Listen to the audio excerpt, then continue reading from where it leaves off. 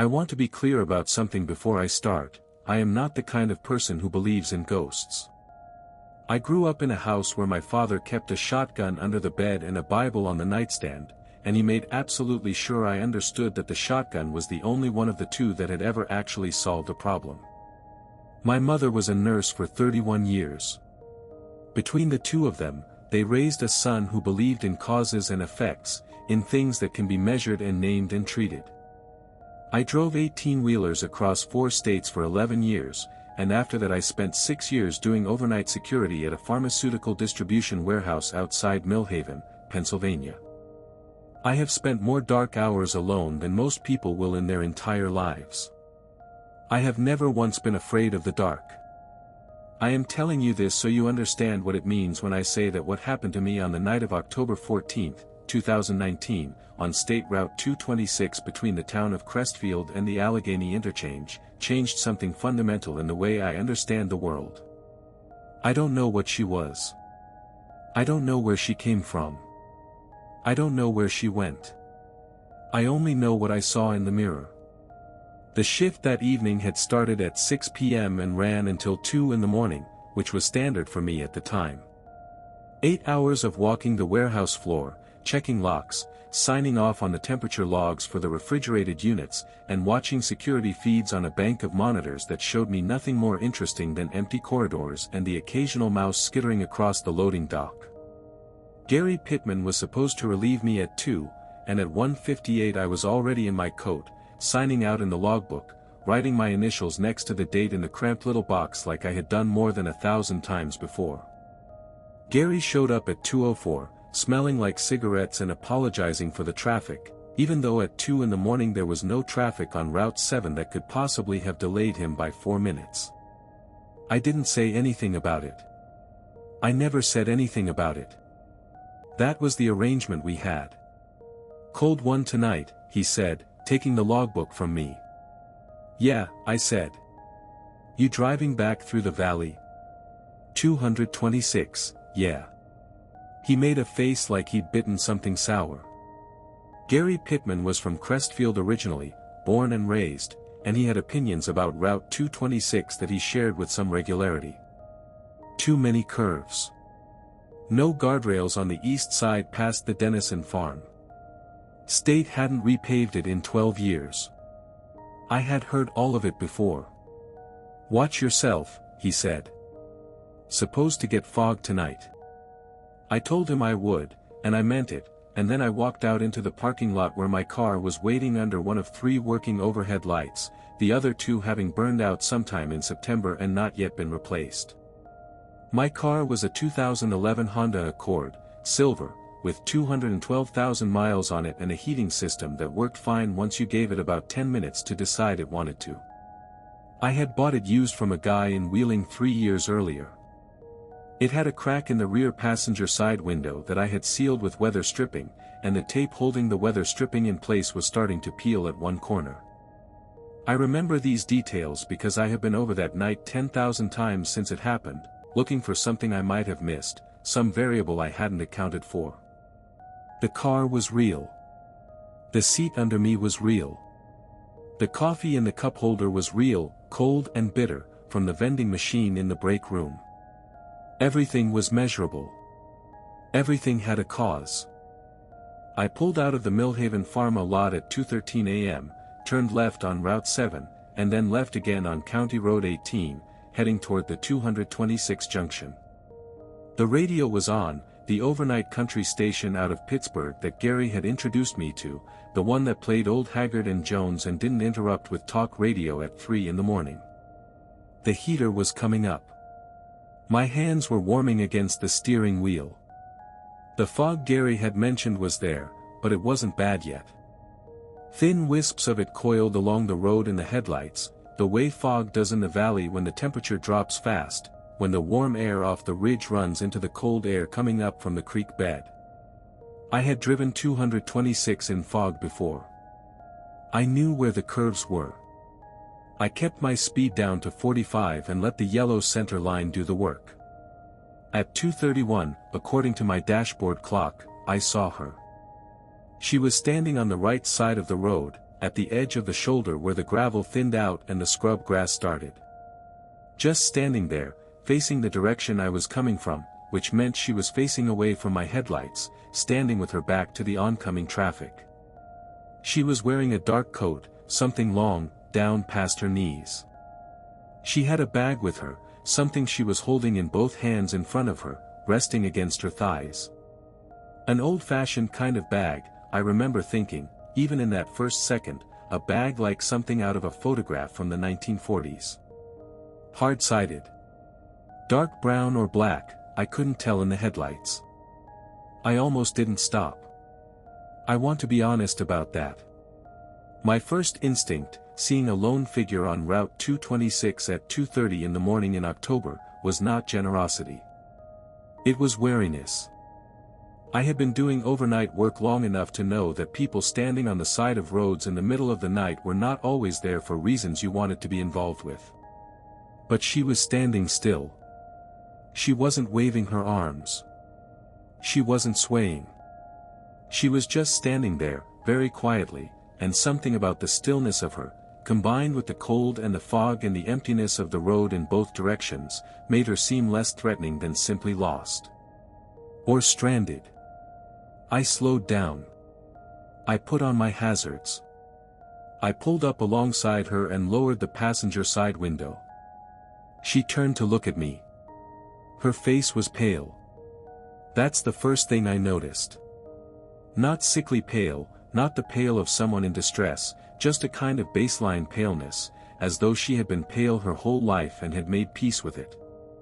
She had dark hair pulled back from her face. She was young, or youngish, somewhere in that indeterminate space between 25 and 35. She was not, as far as I could tell, injured or distressed. She looked at me the way you look at a bus that has arrived on schedule. "You need a ride?" I said. She nodded once. Just the once. "Where you headed?" "Crestfield," she said. Her voice was flat and even, the kind of voice that doesn't carry any effect in either direction, not warm, not cold. Just informational. "I'm going through Crestfield," I said. "Get in." She walked around the front of the car. I watched her in the headlights. She moved normally, no limp, no stumble. She opened the rear door, not the front passenger door, the rear, and got in behind me. I heard the door close. I heard the soft sound of the bag being set on the seat beside her. I put the hazards off and pulled back onto the road. "You been out here long?" I said. "Nothing. Car breakdown, or?" "Nothing." I checked the rearview mirror. She was sitting behind the passenger seat, over on the right, looking out the window. Her face was turned away from me, toward the glass, toward the darkness and the fog moving past it. The bag sat on the seat next to her, upright, the way you'd set a bag if you were particular about it not tipping over. I decided she didn't want to talk. People were allowed to not want to talk. I had driven strangers before, people I'd given rides to in bad weather, people whose cars had broken down on the interstate, people coming out of bars in states they didn't want to discuss. Sometimes they talked and sometimes they didn't. I turned the radio down low, just enough to fill the silence, and I drove. For a while, maybe 15 minutes or so, everything was completely ordinary. The fog was thickening slightly, the kind of thickening that happens in increments too small to notice until you suddenly realize you can only see 40 feet ahead instead of 100. The road curved. I slowed on the curves. The heater was doing its job now, the car warm and close-smelling, the faint scent of old upholstery and the ghost of someone's fast food from 2 days ago. The radio played something I didn't recognize, a slow fiddle song. My coffee was cold in the cup holder, but I thought about drinking it anyway. I was not thinking about her at all, really. She was a passenger. I was driving. That was all it was. At 2:47, I checked the mirror to see if she had fallen asleep. She had not. She was sitting in the middle of the back seat. I want to be careful here, because I know how this sounds. I know what you're thinking, which is that I miscounted, that I misremembered where she had been sitting, that people shift around in the back seats of cars all the time, that I was tired, that it was 2:47 in the morning after an 8-hour shift, that my eyes were doing what tired eyes do. I have thought all of these things. I thought several of them immediately, in the moment, as a kind of reflex. But I had watched her get in. I had specifically noted that she chose the rear door instead of the front, and I had noted that she sat behind the passenger seat, on the right side of the car, because that was the side closest to the door she had entered through. I remembered thinking it was slightly odd that she hadn't sat behind me, the driver, which would have been the closer seat to where I'd been stopped on the shoulder. Small details stick with me. They always have. 8 years of driving trucks, you develop an almost compulsive spatial awareness. She was not sitting where she had been sitting. She was sitting in the center of the back seat, dead center, equidistant from both doors, her hands resting on the bag in her lap. She was still facing forward, which meant she was now facing roughly the back of my head rather than the window. Her face was still in shadow. The light in my rearview mirror was not good, the mirror itself small, and the overhead dome light was off, but I could make out her posture clearly enough. Upright. Still. Hands on the bag. There had been a curve about 2 minutes before I'd looked. A long sweeping right-hand curve, the kind that might plausibly shift a passenger toward the center of the seat if they weren't holding on. I told myself this and I almost believed it. I told myself it again and I believed it a little less, because the curve hadn't been sharp enough to move anyone from the window to dead center of the seat. But I told myself it a third time, and on the third time I decided that it was the explanation and I was keeping it. "You doing okay back there?" I said. Nothing. The radio played. The fog pressed against the windows. I drove. The second time I looked, it was approximately 2:53, according to the clock. I didn't look deliberately. It was one of those mirror checks you do on autopilot, the kind where your eyes move to the mirror before your conscious mind has formed the intention of checking anything. A reflex. 11 years of trucking and 6 years of security work will do that to you, will train your eyes to sweep and survey without any deliberate decision-making involved. She was closer. That's the only way I know how to say it. She was closer than she had been at 2:47. She had not changed position, exactly, she was still sitting upright, still facing forward, hands still on the bag, but the distance between her face and the back of my seat had decreased. At 2:47, she had been sitting in the center of the back seat, and there had been 1.5 feet, maybe 2 feet, between her face and my headrest. Now there was less. A foot. Maybe a little less than a foot. My stomach did something I don't have a good word for. Not a drop. Not a flip. Something quieter than either of those. A kind of slow contraction, like something in me was becoming very careful. "Hey," I said. My voice was even. I was proud of that later, in retrospect. "You comfortable back there? You need anything?" Silence. "You sure you're okay?" Silence. I thought, turn around and look at her.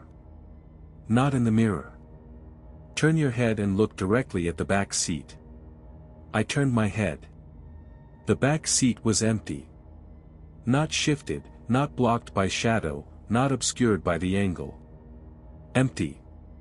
The bag was there, sitting on the seat, but there was no one beside it, no one behind me at all. The back seat was as empty as it had been before I'd stopped on Route 226. My foot came off the gas. I heard my own breathing, which had become faster than I'd noticed. I looked forward at the road, then immediately back in the mirror. She was there. Sitting in the center of the seat. Hands on the bag. Closer than before. Closer than she'd been when I'd turned around to look, closer than she'd been at 2:53, as though the act of looking away and looking back had erased whatever space had existed between the moment I'd turned my head and the moment my eyes had found the mirror again. Less than a foot now. 8 inches, maybe. 8 inches between her face and the back of my headrest. I put my foot back on the gas. My hands were tight on the wheel. I told myself, there is a rational explanation. There is always a rational explanation. You are tired. You are seeing things. Your eyes are making mistakes because you are tired and it is almost 3 in the morning and you are driving through fog on a road you've driven 100 times and your brain is cutting corners. Brains cut corners. That is what they do. That is what makes them efficient. You are not seeing what you think you are seeing. I drove. I did not look in the mirror. For 2 minutes and 40-some seconds, I did not look in the mirror. I know the time because I was watching the dashboard clock with a focused intensity that I would usually reserve for something that required focused intensity, and I was telling myself that if I drove for 3 minutes without looking in the mirror and then looked and she was in a completely normal position, like the window or the center of the seat with a normal amount of space behind me, then everything was fine and I was sleep deprived and I would never mention this to anyone. At 2 minutes and 47 seconds, I looked in the mirror. Her fingers were on the headrest of my seat. I need you to understand the specific quality of what I mean when I say, her fingers were on the headrest. I don't mean at the edge of it, draped over it, reaching toward it from a few inches away. I mean that her hand was resting on the top of my headrest. Her pale fingers, all 4 of them, were visible in the mirror, curved over the top of the fabric, the knuckles slightly raised, the way a hand looks when it is resting its weight on something. She had crossed the distance between the center of the back seat and the back of my seat without me seeing her move. Without any sound. Without any shift in the car's weight that I could feel, and I am a man who drove 18-wheelers for 11 years and can feel the difference between a legal load and one that's 300 pounds over without looking at a scale. The temperature in the car had changed. I noticed it now, in a way I hadn't noticed it happening. It was cold. Not uncomfortable cold, not left the window cracked cold, but the kind of cold you feel in a room where a window has been open for hours, the deep, ambient cold that has settled into the surfaces, into the upholstery, into the air itself. The heater was still running. I could hear it. I could feel the warm air coming from the dashboard vents onto my hands and my face. But behind me, the air was cold in a way that the heater's warm air didn't seem to reach. And there was a smell. I don't know how else to describe it except to say it was the smell of a place that doesn't get sunlight. Wet earth. Something vegetal and dark, the smell of soil turned up from depth, the smell of the underside of things that have been lying on the ground for a long time. It was faint at first, the way a smell is when you're not sure if it's real, when you think maybe you're imagining it. But it got stronger. Slowly and steadily stronger. I became aware, in a way that was less thought than physical fact, that the car had become a very small space. My mouth was dry. I tried to think about Crestfield, about how far Crestfield was, about the familiar grid of its streets, the gas station on Mineral Road, the intersection with the light that always ran long on the red cycle. Normal things. Measured things. I tried to think about them and found that the thinking kept sliding away.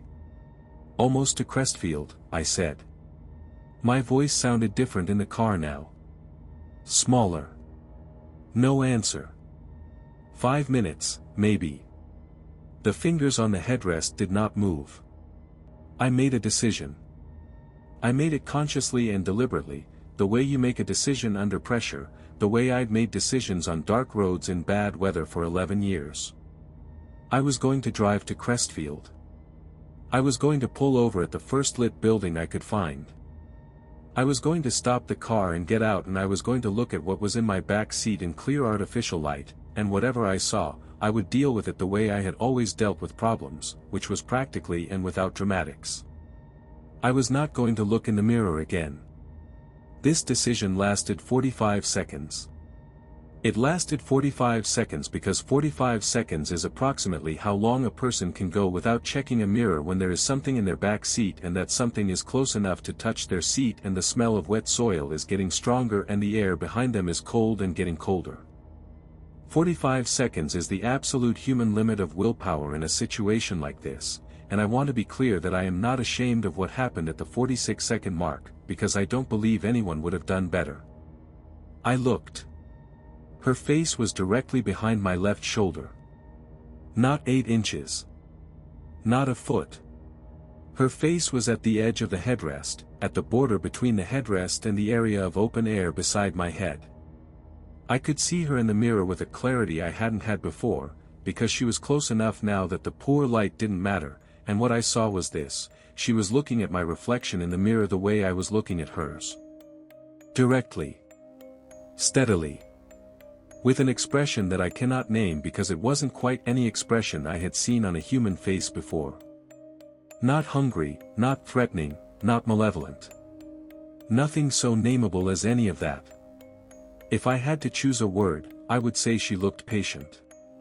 The way something looks patient when it has always known how this ends. Her eyes were open very wide. They were not blinking.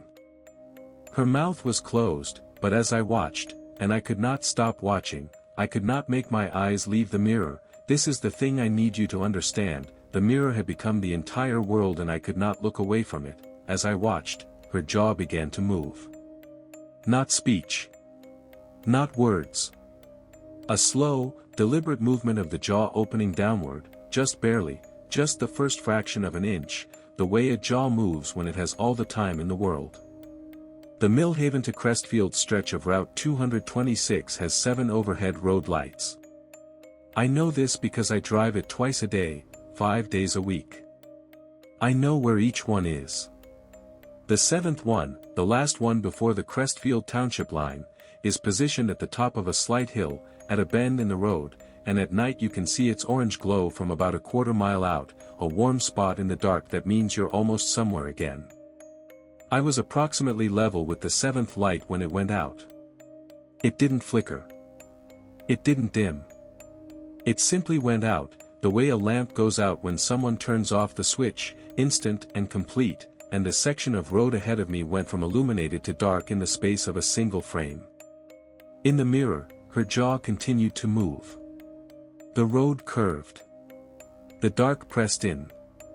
The smell of soil was everywhere now, filling the car, filling my lungs with every breath, and I could feel, I want to say I could feel the air moving, could feel the slight displacement of air that happens when something crosses the last inch of space between itself and you. I don't remember the next part clearly. I know I was in Crestfield because that's where the car ended up, pulled halfway onto the curb in front of the Sunoco on Mineral Road with the engine still running and both my hands still on the wheel. The dashboard clock said 3:19. I had been driving for approximately 26 minutes since the last time I'd checked the clock, and the distance from where I'd seen the light go out to the Sunoco on Mineral Road is 4.5 miles. The back seat was empty. The bag was gone. There was no smell. The car was the same temperature it always was when the heater had been running for an hour. The only thing different was the rear passenger side window. The weather stripping I had sealed the crack with was still in place. But the tape that had been peeling at one corner, the tape I had been meaning to replace for 3 weeks, was no longer peeling. It was pressed flat. All 4 edges, sealed down perfectly, the way tape looks when someone has pressed it flat with a careful thumb. I told one person about this. A woman I'd been seeing at the time, Dana, a dental hygienist from Bridgeville. I told her the whole thing, sitting at her kitchen table at 4 a.m. while she made coffee neither of us really wanted. She listened without interrupting. When I finished, she sat with it for a while. "Maybe you dreamed part of it," she said, finally. "Microsleep. It happens." "I wasn't asleep," I said. "You don't know that. That's the thing about microsleep. You don't." "Dana," I said. "The tape on my window." She didn't have an answer for the tape. She made the coffee and we drank it and we didn't talk about it again, and 3 months later we stopped seeing each other, and that wasn't related to this, I don't think, but I mention it because I want to be accurate about what happened afterward. There was no aftermath, really. There was no revelation, no explanation, no return of whatever had been in my car. I drove Route 226 3 more times before I asked for a schedule change that took me off the Millhaven shift entirely, and I told my supervisor it was a family thing, and he believed me, and that was that. I looked up Route 226 accident records, which are public. In the past 20 years, there have been 7 fatal accidents on the Crestfield stretch of the road. 3 of them involved single vehicles and unlit conditions. One of them, in October 2003, involved a young woman. The record lists her as a pedestrian. The circumstances section says she was found on the shoulder of the road, westbound. Approximately where I would have been when I saw the figure standing there. The record doesn't include a photograph. I looked for one and couldn't find one. I don't know what she looked like. I don't know if I would recognize her if I did. I have not driven that road since November 2019. I have not picked up a hitchhiker since October 14th of that year. I sleep with the bedroom door open now, because I don't like closed spaces, and I don't like not being able to see what's in the room. The bedroom door being open helps. It helps less now than it used to, because lately, when I wake up at 3 in the morning, which I do more and more often, 3:17, 3:22, 3:09, always somewhere in that window, I check my phone for the time and then I look at the dark hallway through the open door, and the hallway is always empty. But last week I left my car in the driveway overnight, the windows fogged with the temperature change, and in the morning when I went out to go to work, I stood there for a long time before I could make myself get in. There were handprints on the inside of the rear window. Both of them. All 5 fingers, clear as anything, pressed flat against the glass. The car had been locked. I am a man who does not believe in ghosts. I am telling you this because I want you to understand what it means that I have not gotten in that car since. I am telling you this because I have been over that night 10,000 times and I cannot find the variable I missed, the cause I failed to identify, the rational explanation that explains the tape and the handprints and the smell and the cold and the way her jaw moved in the mirror. I am telling you this because if I don't tell someone, if I keep driving it around in my head alone, I think the thing that changed in me on Route 226 is going to keep changing, and I don't know what I'll be when it's done. If you drive State Route 226 at night, between Millhaven and Crestfield, in the fog, in October, don't stop for anyone standing on the shoulder. And if you've already stopped, if she's already in the back seat, holding that bag, not speaking, not moving, not blinking, don't look in the mirror. I know you will. I know you won't be able to help it. Neither could I. I just want you to know, before you do, that the last light on Route 226 goes out at 3:17. I checked. It always does.